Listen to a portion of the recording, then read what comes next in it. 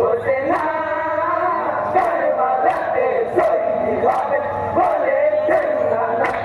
ও ভাই কারবালাতে কাটবে গলা সীমার কমিনা।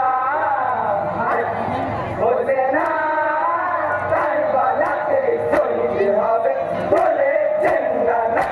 ये भाई मुख देखिया होते डाली किया जे ये दिल तोरे वाटी तारातारी चालाइते बोलिल यार पारी ना কইতে আমি শহীদ করো না।